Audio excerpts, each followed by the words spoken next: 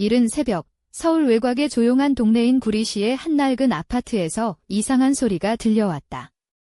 이소준은 잠결에 낯선 삐걱거림에 눈을 떴다.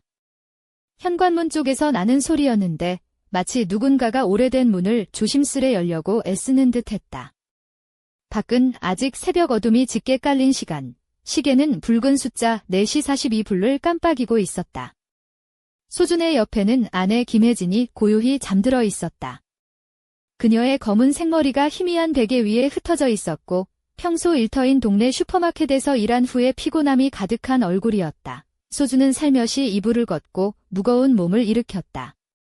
그들이 잠시 머무르는 이곳은 혜진의 어머니 박정숙 씨의 집이었다. 그들은 오래된 아파트 리모델링 때문에 이 집에서 임시로 지내고 있었다. 벽은 낡은 도배지로 덮여 있었고 바닥은 차가운 비닐장판이었다. 방 안은 담배 연기와 오래된 가구 냄새가 뒤섞여 있었고 구석구석 거미줄이 드리워져 있었다. 정숙 씨는 가끔 몰래 담배를 피웠던 모양이었다. 이 집은 그들에게 마치 옛 시절로 돌아간 듯한 무거운 분위기를 풍겼다. 외벽 너머로는 아침을 알리는 트램 소리가 희미하게 들려왔다. 아, 또 구리 시내를 달리는 저 삐걱거리는 트램. 소준은 속으로 중얼거렸다. 그는 몇 분 전까지 혜진과 함께 드라마를 보며 맥주를 2병 마셔서인지 머리가 약간 무거웠다. 하지만 그 소리는 점점 조용한 두드림 소리로 변해갔다. 누군가 주방에서 뭔가를 조심스레 만지고 있는 것 같은데 소준은 마음속에 미묘한 불안을 느끼며 조심스레 복도를 향해 발걸음을 옮겼다. 그 복도는 어둡고 좁았다. 오래된 비닐장판은 발걸음마다 삐걱거리며 소준의 위치를 드러냈다. 그는 속으로 이 집은 완전 첩보 영화 세트장 같아. 내가 첩자가 된 기분이네 라고 농담을 던지며 긴장감을 누르려 애썼다. 그의 머릿속에는 어릴 적 할머니 댁에서 들었던 밤의 기이한 소리들이 스쳐 지나갔다. 혹시 쥐라도 나온 건가? 아니면 도둑. 생각이 꼬리를 물었다. 주방 문 앞에 다다른 소준은 숨을 죽이고 문틈 사이로 살짝 들여다보았다. 희미한 복도 조명 아래 박정숙 씨가 낡은 냉장고 앞에 서 있었다. 그녀는 반쯤 해진 파란색 플라넬 잠옷을 입고 있었고 허리에는 허름한 고무줄로 허리띠를 대충 묶은 채였다. 손에는 오래된 냉장고 문을 열고 무언가를 꺼내는 듯한 동작이 보였다.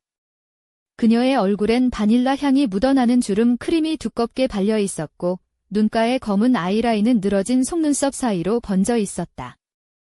붉은색 립스틱이 입술을 강조했지만 그 모습은 오히려 그녀의 단호하고 날카로운 성격을 더 부각시키고 있었다. 소준 씨, 여기서 뭐 해요? 또 잠 못 자서 돌아다니는 거예요? 박정숙 씨가 날카롭게 물었다. 그녀의 목소리는 마치 연극 연습 중인 배우처럼 조금 과장되어 있었고 소준의 불안은 더 커졌다. 그녀는 식탁 가장자리에 손톱을 세워 꽉 쥐고 있었고 손목에는 90년대 시장에서 산 듯한 싸구려 플라스틱 팔찌가 반짝이고 있었다. 그 팔찌는 마치 그녀의 권력과 비밀을 상징하는 듯했다. 소준은 얼른 둘러대며 그냥 목이 말라서요 라고 말했다. 하지만 그의 심장은 마치 대장간에서 망치질하는 소리처럼 두근거렸다. 박정숙 씨는 찬찬히 잠옷주름을 펴며 다가오더니 그럼 내가 물 끓여줄게요. 일어났으니까 애라며 평소와 다른 살갑지 않은 태도를 보였다. 평소에는 군대 중사처럼 명령조였던 그녀가 갑자기 이런 태도를 보이자 소준은 혼란스러웠다.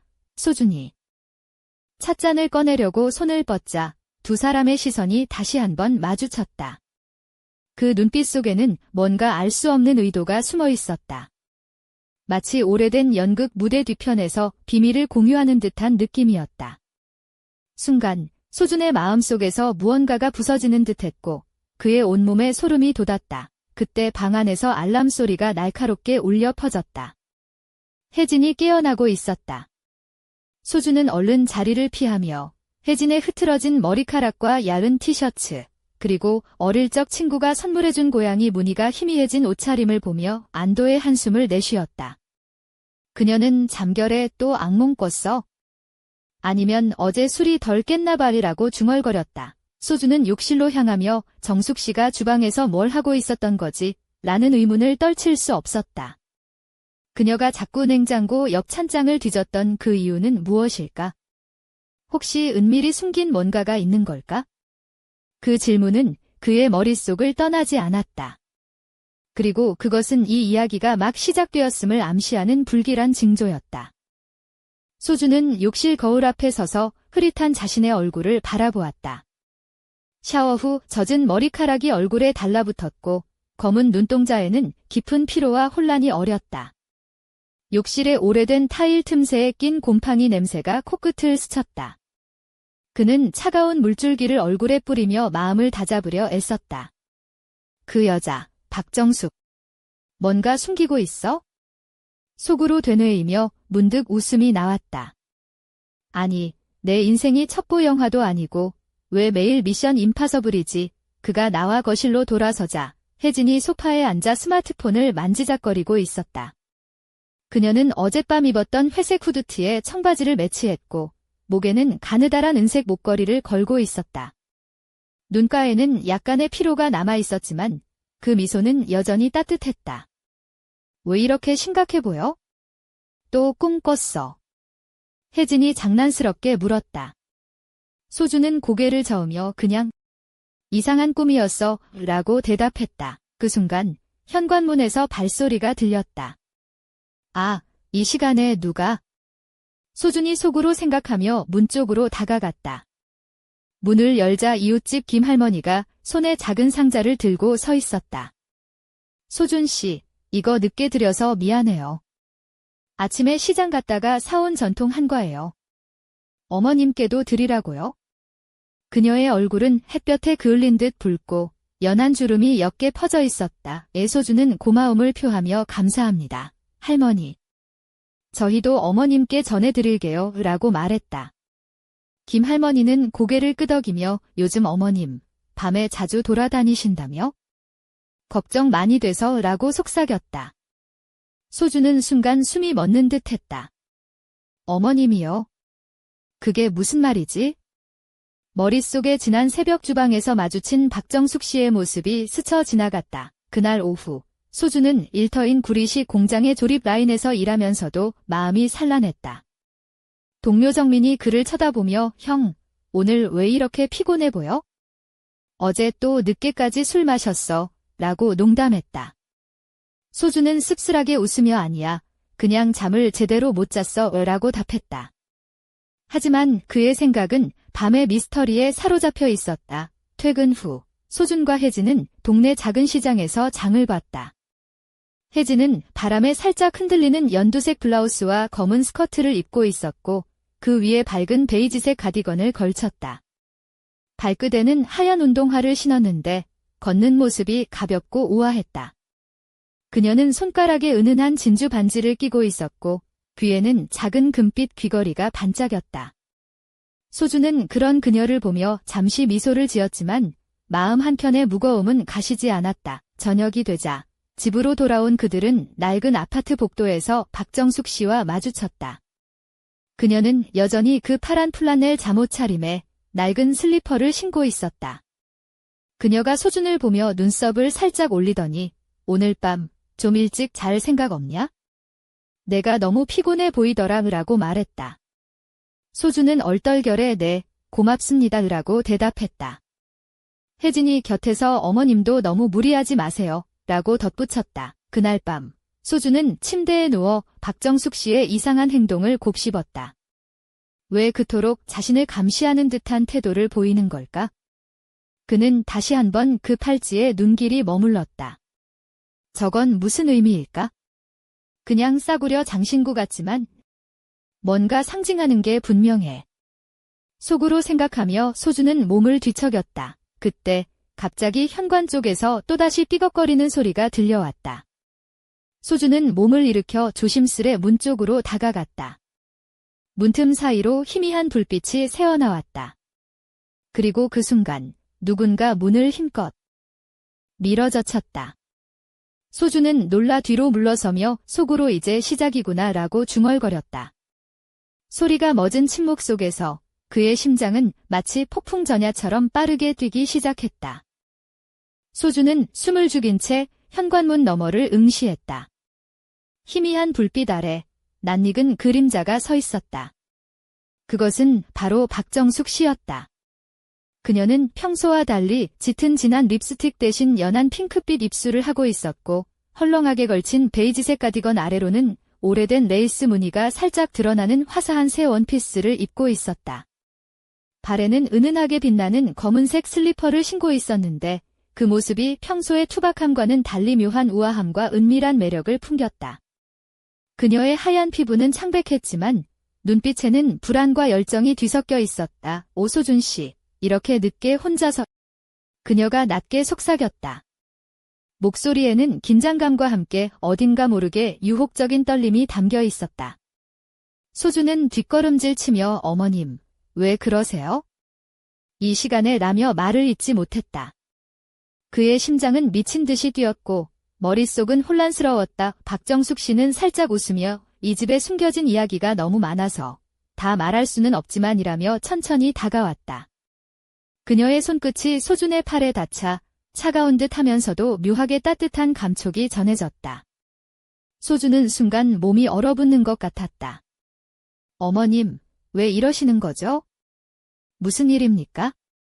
그는 목소리를 떨며 물었다. 이 집, 그리고 우리 가족에겐 감추고 싶은 비밀이 있단다. 그녀가 낮게 말했다. 내가 그걸 알게 된 이상 이제부터는 조심해야 해. 소준은 숨을 한 번 깊게 들이켰다. 비밀이라니요? 뭘 말하는 겁니까? 그러나 박정숙 씨는 대답 대신 미소를 지으며 조용히 뒤돌아섰다. 그 순간 거실 창문 밖으로 갑자기 차가운 바람이 몰아쳤고 커튼이 춤추듯 흔들렸다. 소준은 그 바람 속에서 무언가 섬뜩한 기운을 느꼈다. 이게 끝이 아니야. 그녀의 목소리가 귓가에 메아리 쳤다. 그리고 문득 소준의 눈에 그 팔찌가 더 선명하게 빛났다. 그것은 단순한 장신구가 아니라 오래된 가족사와 얽힌 열쇠라는 생각이 들었다. 의혜진. 소준은 잠든 아내의 방으로 조심스레 다가갔다. 그녀는 여전히 평화롭게 잠들어 있었고 가는 목소리로 왜 이렇게 늦게까지 깨어 있어? 또 고민이야. 라고 속삭였다. 소준은 고개를 저으며 그냥 복잡한 일이 있어서 라고 답했다. 하지만 그의 내면은 이미 불안과 두려움으로 휘감겨 있었다. 그날 밤 소준은 그 낡은 팔찌와 박정숙 씨의 속삭임이 머릿속을 떠나지 않는 채 깊은 잠에 빠져들었다. 꿈속에서 그는 오래된 한옥 마당을 걷고 있었고 그곳에는 과거의 가족 사진들이 흩어져 있었다. 그중 한 사진에는 젊은 박정숙 씨가 미소 짓고 있었고 그녀의 손목에는 바로 그 팔찌가 빛나고 있었다. 그런데 사진 속 인물들이 하나둘씩 사라지기 시작하며 소준을 향해 무언가를 경고하는 듯한 눈빛을 보냈다. 그날 아침 소준은 침대에 앉아 천장을 멍하니 바라보았다. 모든 것이 뒤엉킨 듯한 기분이었다. 이 집, 이 가족, 그리고 이 팔찌. 그 끝은 어디일까? 그의 입술이 떨리며 속삭였다. 그리고 문득 현관문 아래에 작은 쪽지가 떨어져 있는 것을 발견했다. 검은 잉크로 손글씨가 적혀 있었다. 진실을 찾고 싶다면 밤 12시에 공원 벤치 아래에서 기다려라. 소준의 심장은 다시 한번 요동쳤다. 그는 쪽지를 꽉 쥐며 결심했다. 이제 내가 움직여야 할 때다. 소준은 저녁이 깊어가는 구리시의 골목길을 조심스레 걸었다. 바람은 싸늘했고 가로등 불빛은 희미하게 흔들려 마치 누군가 뒤따르는 듯한 착각을 불러일으켰다. 그는 두 손을 주머니에 넣고 몸을 웅크리며 쪽지에 적힌 공원으로 향했다. 공원은 오래된 벤치들이 비스듬히 놓여 있고 낙엽이 바닥을 덮어 가을의 끝자락을 알리고 있었다. 아니, 이게 무슨 미스터리 드라마야? 여기까지 와서 누굴 기다려야 하지? 소준은 혼잣말을 하며 웃었다. 하지만 웃음 속에 긴장감이 배어 있었다. 벤치 밑을 살피자 작은 봉투가 놓여 있었다.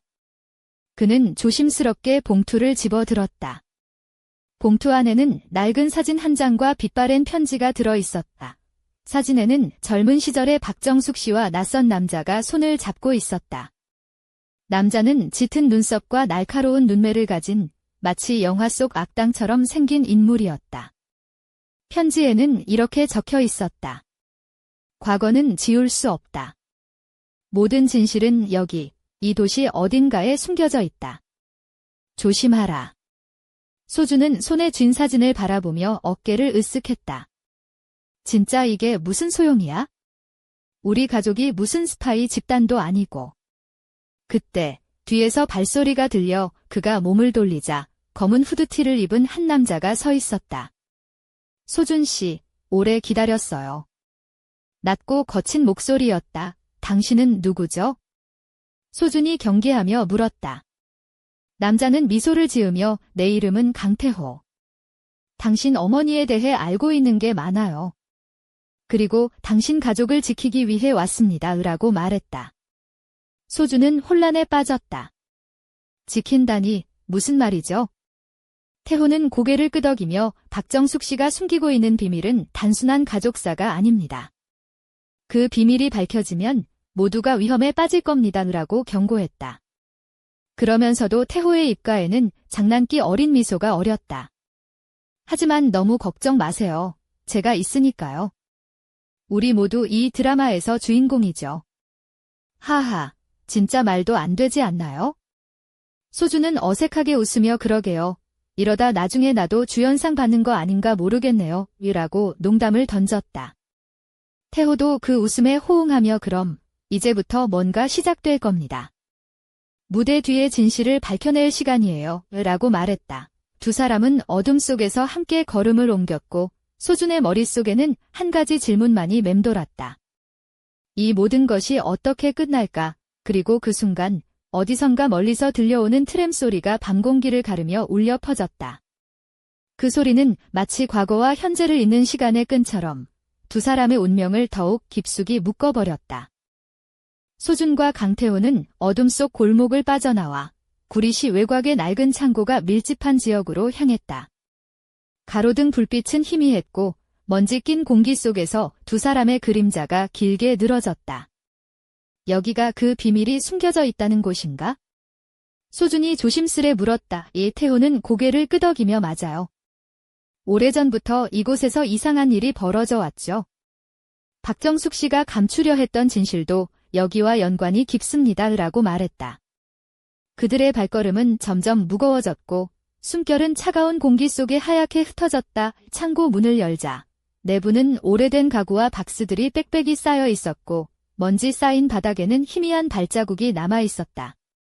소주는 이런 데서 무슨 이야기를 찾는다는 거야 라며 고개를 저었지만 태호는 이미 낡은 책장 쪽으로 다가가 먼지 쌓인 서류 뭉치를 꺼내 들었다. 이 문서들은 20년 전 이 지역에서 일어난 사건들과 관련된 기록들이에요. 박정숙 씨가 왜 그렇게 날카로운 태도를 보였는지 이해가 가실 겁니다. 태호가 말했다. 소주는 문서를 하나씩 넘기며 과거의 그림자가 현재를 어떻게 뒤흔드는지 점차 깨닫기 시작했다. 그때 창고 밖에서 갑작스레 삐걱거리는 소리가 났다. 두 사람은 동시에 몸을 돌려 문 쪽을 바라보았다. 어두운 골목에서 누군가가 다가오는 발소리가 들렸다. 소주는 긴장하며 누구지? 이 시간을 어떻게 알고 라며 속으로 중얼거렸다. 태호는 조용히 소준의 어깨를 잡으며 조용히 해요. 이제부터는 우리가 덫에 걸렸다는 뜻이에요. 라며 눈빛을 날카롭게 만들었다. 두 사람은 숨을 죽이고 다가오는 인물을 지켜보았다. 골목 끝에서 박정숙 씨가 나타났다. 그녀는 전에 보았던 화사한 원피스 대신 어둠에 묻히는 진한 남색 코트를 입고 있었고 손에는 낡은 가방을 든 채였다. 그녀의 눈빛은 결연했고 이번에는 위험과 비밀스러움이 가득했다. 두 분 다 여기까지 오셨군요. 그녀의 목소리는 낮고 단호했다. 하지만 진실을 알아내는 것이 당신들에게 어떤 의미인지 아직 모르는 것 같네요. 소주는 숨을 삼켰다. 어머니, 이제 그만. 우리 가족을 위해서라도 라고 말했지만 박정숙 씨는 고개를 흔들며 가족? 그 단어가 오늘 밤의 모든 것을 바꿀지도 몰라요. 라며 의미심장한 미소를 지었다. 그 순간 갑자기 멀리서 트램 소리가 울려 퍼졌다. 그 소리는 도시의 어둠을 가르고 소준의 가슴 속에 또 다른 불안을 심어주었다. 박정숙 씨의 눈동자에선 한 줄기 눈물이 번졌고 그녀는 무언가 결심한 듯 말했다. 내일 밤 모든 것이 드러날 거예요. 준비하세요. 소준 씨, 당신의 삶은 이제 예전과 같지 않을 겁니다. 소준은 그 말을 듣고 온몸에 전율이 흘렀다. 그리고 그날 밤 그는 다시금 침대에 누워 어둠 속에서 되풀이되는 그 팔찌의 빛나는 이미지를 바라보았다. 이제 끝이 아니라 새로운 시작인가? 그의 속삭임이 어둠에 묻혔다.